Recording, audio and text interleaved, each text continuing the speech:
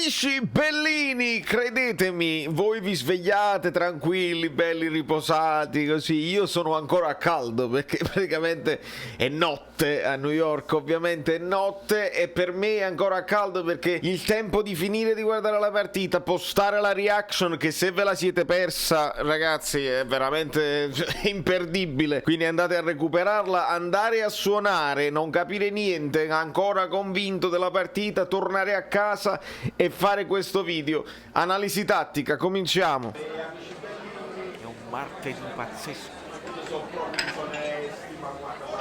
Rumori incredibili, rumori. Amici bellini, piano, andiamo piano perché probabilmente sto anche urlando e il palazzo non sarà contento. Benvenuto Orso Buono, l'Orso Buono, che meraviglia, l'Orso Buono è Petagna, ovviamente Petagna. E devo fare anche gli auguri a Walter Russo e a Fabio Versatile, compleanni della community. Voi fatemelo sapere sempre quando è il vostro compleanno perché mi fa piacere, siamo amici, mi fa piacere veramente farvi gli auguri. Sono piccole cose e andiamo a parlare di questa partita incredibile, si può dire incredibile per come si è sviluppata, per i tanti errori da una parte e dall'altra, le tante occasioni sprecate soprattutto dal Napoli. È un Leicester che insomma questi giocano a pallone, è partita vera, abbiamo visto tutto quello che significa avere dei limiti ma saper poi andare oltre ai limiti, e io direi di andare direttamente proprio alla lavagnetta senza alcun dubbio con un Ambrabam. Questi sono i colori del Napoli, ragazzi, non ci posso fare niente. E il Napoli era la Roma, era rosso, giallo, cose dorate. Insisto, non è possibile. Non è una cosa possibile. È anche giusto mettere dorato, la scritta dorata quando i cosi sono dorati, ma allora si poteva fare la scritta rete in bianco, e quindi resta una delusione incredibile. Ma non ci perdiamo in chiacchiere e cerchiamo di affrontare questa partita.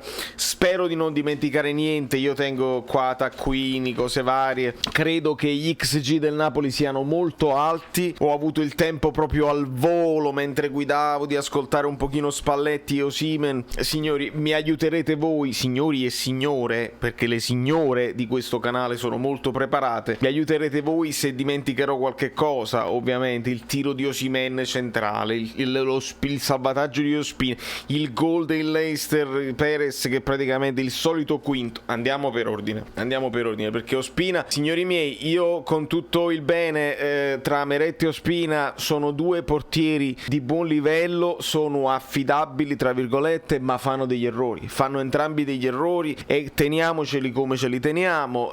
Uno magari non fa la parata che potrebbe fare, le uscite. Ospina si prende dei rischi coi piedi, insomma a volte riconsegna il pallone agli avversari, è grave. Speriamo di non dover pagare poi con risultati questi errori.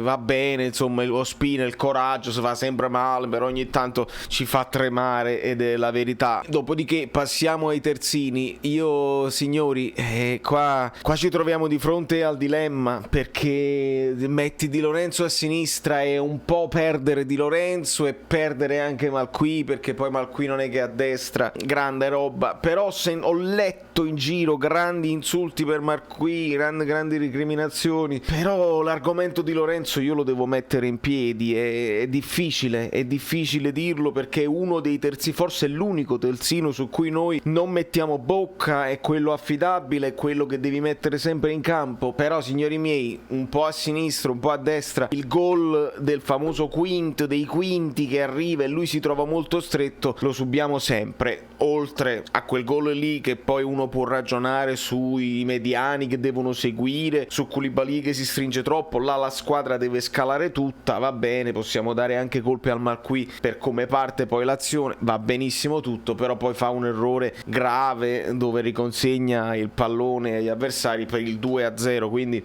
purtroppo purtroppo Di Lorenzo è un altro di quei ragazzi, partiamo da un assunto, perché poi non è che io mi sto lamentando in questo video, anzi la sensazione finale è ultra positiva. Io vi dico la verità, anche se avessimo perso, io le sensazioni positive di un Napoli che attacca e che crea, perché quando il Napoli crea e sbaglia i gol davanti alla porta, siamo imprecisi eccetera eccetera, io sono contento.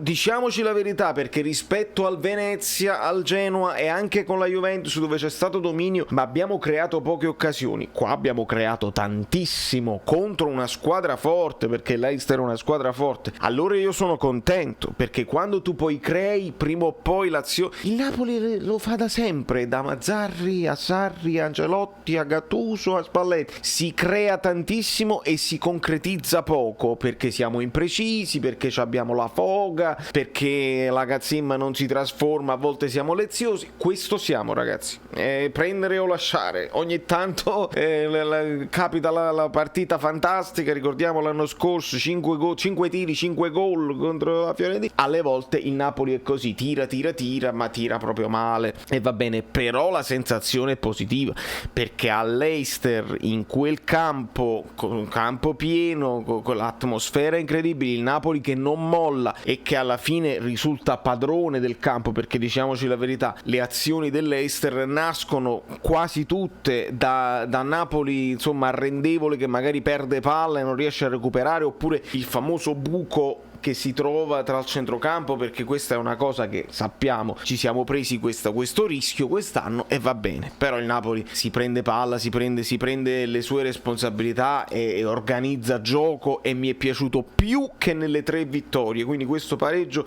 mi piace più delle 3 vittorie e si intravede già Spalletti. E poi Spalletti, al di là delle scelte iniziali quasi obbligate, si può ragionare su Juan Jesus, si può ragionare su Malquita a sinistra, Di Lorenzo a destra, ma più o meno questo era, però i cambi sono importanti. Andiamo per ordine. Rachmani spende un paio di falli secondo me importanti, sa quando deve far fallo, e questa è una cosa che io sottolineo in bene, perché ogni tanto devi fare il fallo, devi spenderle un fallo. Questa è una frase che poi ritroverete nella canzone Messico 86. A proposito, vi siete dimenticati di lasciare il like, cosa fa? Non si lasciano i like. Abbiamo pareggiato con lei, guarda che è una situazione importante.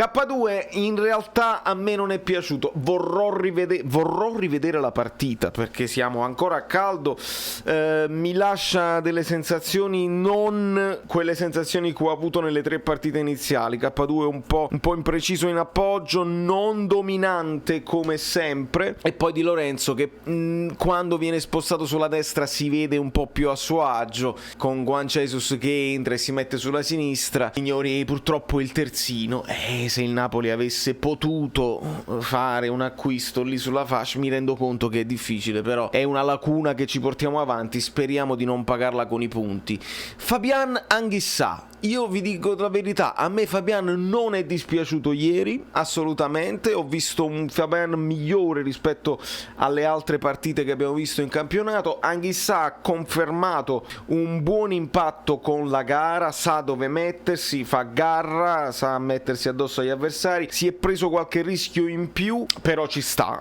assoluto, va bene al centrocampo, è un giocatore da Napoli che può dare il suo contributo.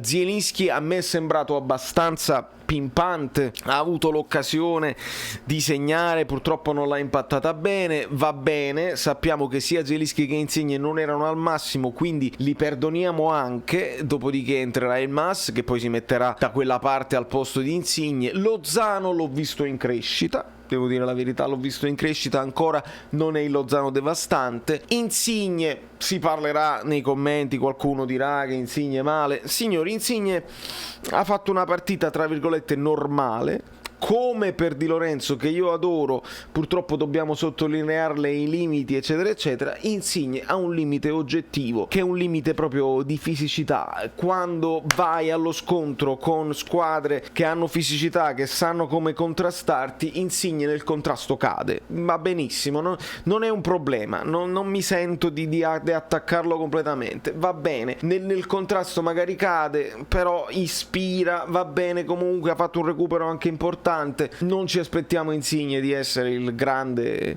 giocatore internazionale, il fuoriclasse assoluto alla Mbappé, alla Neymar, è il nostro capitano, va benissimo con i limiti che ha e va bene, ma quando abbiamo un as che può entrare e può spaccare la partita perché è vispo, perché ha lo spunto, ha più dribbling di Insigne senza dubbio, poi magari fa un colpo di tacco in più che ti può far rimanere male, ma comunque ce l'ha, e quindi bene anche poter sostituire Insigne. Bravo Spalletti secondo me, con l'ingresso poi anche di Politano risulterà decisivo, perché il cross che porta al gol Osimhen parte proprio dai suoi piedi, mentre lo scambio che porta al primo gol di Osimhen, c'è uno scambio bellissimo tra Insigne e Fabian, cioè facciamo un macello tecnico nello stretto e Osimhen si inventa un bel pallonetto.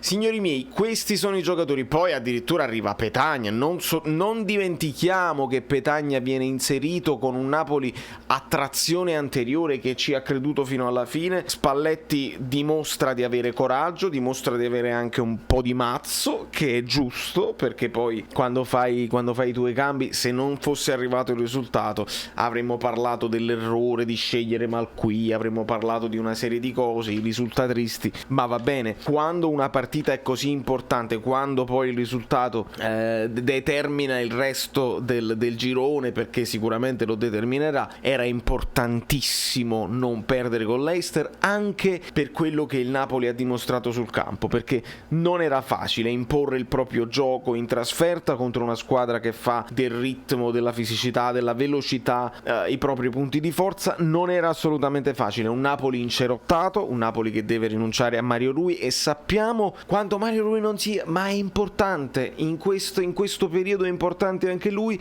perché siamo corti, e allora quando devi fare le sostituzioni devi fare di necessità virtù. È un risultato che a me lascia soddisfatto, e non so quali sono le vostre sensazioni. Restano i tantissimi errori, ma proprio tanti, in fase di conclusione, la finalizzazione dove potevamo essere più precisi, potevamo inquadrare la porta meglio, e degli errori anche gravi in difesa, in impostazione, dove abbiamo lasciato il pallone, passaggi sbagliati, magari imprecisi, che portano poi a quei contropiedi che il Leicester ha sfruttato molto bene. Però io devo dirvi la verità, sono più contento oggi, ieri, martedì, che praticamente il Napoli pareggia con l'Leicester, rispetto anche alle vittorie dove ho visto poca roba contro Venezia, Genoa e anche Juventus. Non erano scontate le vittorie, quindi benissimo, però questo è un ottimo risultato secondo me, perché ti dà anche consapevolezza, ti dà quella consapevolezza delle partite, un ulteriore esempio di partita che si mette male. Noi avremmo preso 3 gol, perché poi quello 1 e viene annullato per pochi centimetri. Partita che si mette male, il Napoli che non si arrende. Bene, questa è consapevolezza, questa è mentalità, e questa è una personalità che si sviluppa partita dopo partita. Io direi che mi fermo, perché devo assolutamente andare a dormire. Se mi sono dimenticato delle cose chiave, perché probabilmente le ho dimenticate, voi me le farete sapere nei commenti. E di Osimhen di sinistra, su Osimhen dovremmo fare un discorso proprio approfondito, perché se ne mangia tanti, ma proprio tanti, e sono sicuro che come me nella reazione ho detto il piede a banana, perché ti viene la reazione così, però quante volte anche nel primo tempo scappa in velocità e non lo fermi, poi deve essere assistito anche dagli altri centrocampisti che devono riempire l'area. Molto spesso Osimhen ha fatto spazio, ha dato anche palle buone al centro, e poi siamo venuti meno noi in fase di conclusione. Alla fine Osimhen segna i 2 gol decisivi, e quindi io me lo tengo così, con tutti i suoi difetti tecnici, col fatto che tiene i piedi così e quindi anche nella corsa sarebbe ancora più veloce. Io me lo tengo così. Non possiamo permetterci né Mbappé né Holland, ci possiamo permettere mettere Osimhen, benissimo, lavoriamo su Osimhen, speriamo che Spalletti possa farlo rendere al meglio. Il resto, signori, un as spacca le partite. Petagna ha dato anche un ottimo contributo.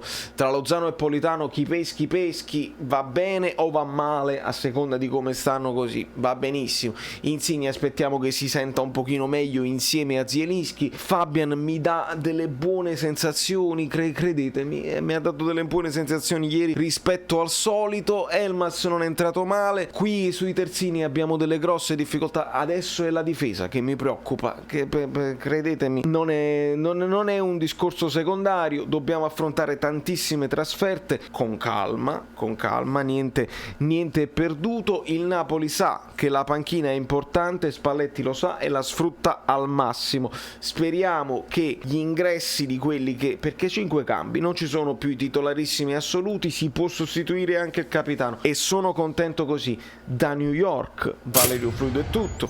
Che mi sono dimenticato? Fatemi sapere. Voi vi siete dimenticati il like. Io cosa mi sono dimenticato di dire? Che poi devo suonare i rumori, sentite?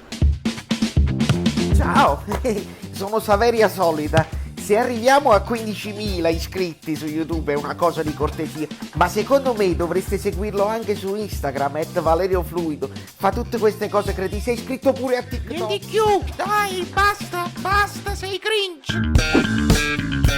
Quante cose.